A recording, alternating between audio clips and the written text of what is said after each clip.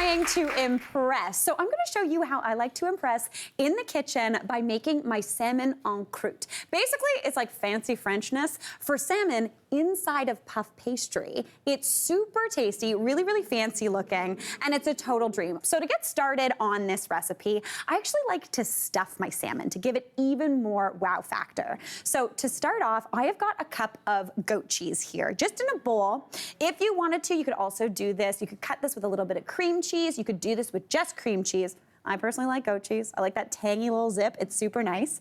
So into that, I'm gonna add in some green just to flavor this up and again, add that green deliciousness. So the first thing I need is about half a cup of arugula.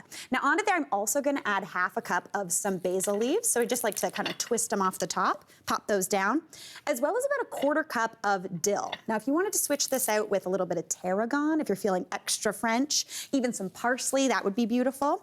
But I love the combination of basil and dill together. It's super nice and tasty. So I'm just gonna give that a little bit of a chop. And onto there, I'm gonna add 2 tablespoons of capers. They're salty and briny and wonderful, and they go perfectly with salmon. So I'm just gonna chop that into the mix as well. And just chop this as fine as you want. You can also leave it a little chunky. All of that arugula, that basil, and that dill is gonna be totally out of control together. Now I'm just gonna transfer that on into that cheese mixture. And then in addition to that, I'm gonna add in a clove of garlic that I've minced up. That's gonna bring that kind of like zingy garlickiness. And then I've also got the zest of half of a lemon, as well as the juice. Now that obviously goes perfectly with salmon. A little bit of lemon juice. The lemon zest brings that like classic lemon flavor. So now I'm just gonna mix this up. And because I'm using nice soft goat cheese, this comes together in a flash. All right, now I'm gonna put this whole thing together. So I've got some salmon here. Basically I bought one big fillet that was about 1 kilo, maybe 1.25 kilos, and I've cut that in half. Because salmon tends to cook quicker than this pastry cooks, I like to double it up, so it kind of insulates it from the heat a little bit, allowing it to get a beautiful kind of medium cook without overcooking. I've also got some pastry here. Now, onto there to build some flavor, I'm gonna add a little bit of Dijon mustard. This is totally optional. You don't have to do this, but the Dijon mustard gives you like a little bit of brightness, just about 2 teaspoons right onto the bottom here. And you just wanna spread that out until it's about the same size as that half of that salmon fillet. So again, I cut that in half, so just paint that down. That's gonna give you a little bit of flavor into that pastry. Then I'm gonna grab one of those salmon fillets, pop that right on top, just kind of like that. And then I'm gonna season that with a little bit of salt and pepper. Salt and pepper, whatever you're feeling. If you wanted, you could add on different herbs here as well. Now I wanna stuff this. So this is where it kind of goes from like, kind of sort of beef Wellington vibe to kind of like bagels and cream cheese and smoked salmon. I really like things to taste like other things and you just pretend it's fancy. That's the Mary Berg way of show stopping. All right, so I'm gonna get that beautiful goat cheese mixture, pop it right on top.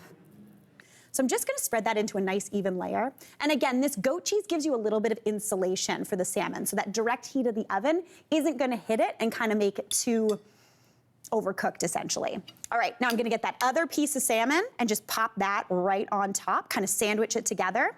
Season that with a little bit of salt as well. Then you're gonna grab a little bit of egg wash and just brush it around the outside of that salmon. Essentially what I'm making here is like a little pocket, almost like a Pop-Tart, but with salmon, but in a delicious way. So it's gonna be really tasty. Now, the main key when you are working with this recipe and with puff pastry in general is you wanna keep it cold. If this stuff goes warm, it is going to melt, all that butter is gonna melt out. So you wanna make sure you're working with it cold and we are gonna chill it. So basically just make like a giant ravioli or Pop-Tart, press that down, and at this point, doesn't matter if it doesn't look super cute. I am going to grab just a little knife and just trim the outside off just to give it a nice kind of round shape. If you wanted to do this, if you're really very creative and crafty, feel free to make this look like a fish. But I'm just gonna kind of go like this. Peel that away. We've got that pastry gone. This almost looks kind of like a Wellington.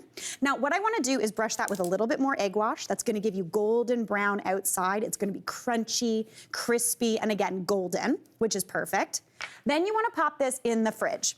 Typically, when you're cooking meat, you do not wanna take it from the fridge and put it in the oven, because that will lead to undercooked meat. But because this is salmon, we do kind of want to make it as cold as possible. So I'm gonna pop this baby in, if I can.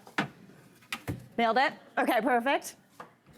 And it's gonna be nice and cold. Now this one doesn't have its egg wash on yet, but you can brush that on now. But this is how I make it kind of look like a fish. I get a little round kind of guy, and then you just kind of do this, press in to give it kind of fish scales all along. That way no one is gonna be confused if this should be a beef Wellington. Everyone's gonna be like, no, that's definitely got fish in it. And if you really don't wanna trick anybody, you can even cut out a little fish with the puff pastry, pop it on top.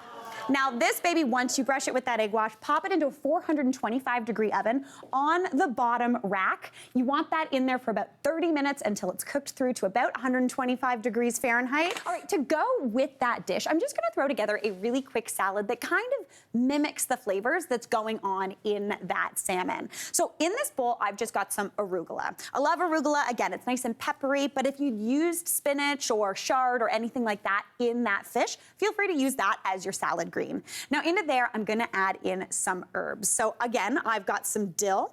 And what I love to do anytime I buy fresh herbs, which is all the time, is I actually use it in my salad, almost like salad greens. So you just kind of rip it up and pop it in. Because you know when you buy dill in particular, and you end up with like enough dill to feed an army?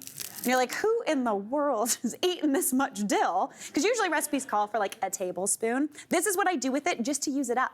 It makes your salads taste amazing, brings in tons of extra flavor. I'm also throwing in some of that fresh basil. That'll be wonderful as well.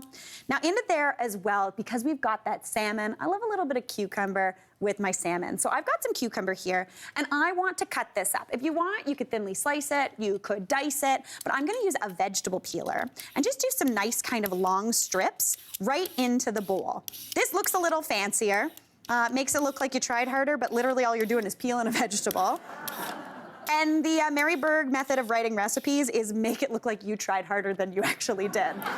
Because like, life is really hard. Food shouldn't have to be that hard to be totally delish. All right, so that's looking beautiful. I've just got that in there. Now for a dressing, you could whip one up, you could use your favorite store-bought, but I'm just gonna add in the zest and juice of half a lemon. If you had that lemon from before, you can just use the other half of that.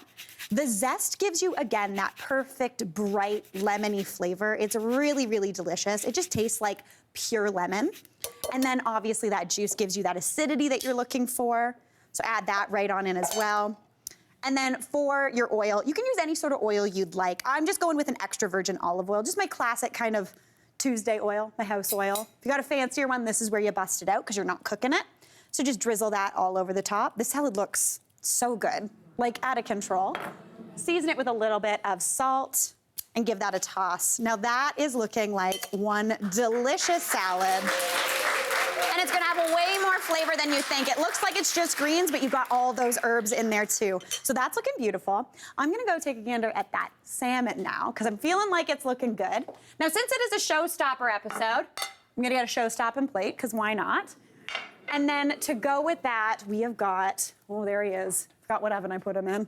Oh my gosh, look at this stone cold stunner. Like, control. We've got an anatomically correct fish on there, looking crusty and beautiful. Now, to get it off, I like to just slip my parchment paper onto my board. And then the drama, if you wanted to, you could just pop this straight onto that platter. That would be amazing. But you can also cut into it, because the drama of this dish is that beautiful crisp pastry with that wonderful salmon that is stuffed with that beautifulness right on the inside. Well, we got people excited about this. All right, I'm gonna pop the rest just right onto my platter. This is looking out of control. Y'all, I'm hungry, so I am excited about this. That is looking so beautiful. Now, seeing as this is our showstopper show, I needed to impress somebody with this dish. So we just happen to have somebody in the audience all the way from London, England today. Everyone, please welcome Tej Gear. Hey, Tej. Are you doing all right? How's it going? Very well, thank you. Thank you for having me on. First off, excellent accent. Thank you. Yeah, it's very, where in London are you from?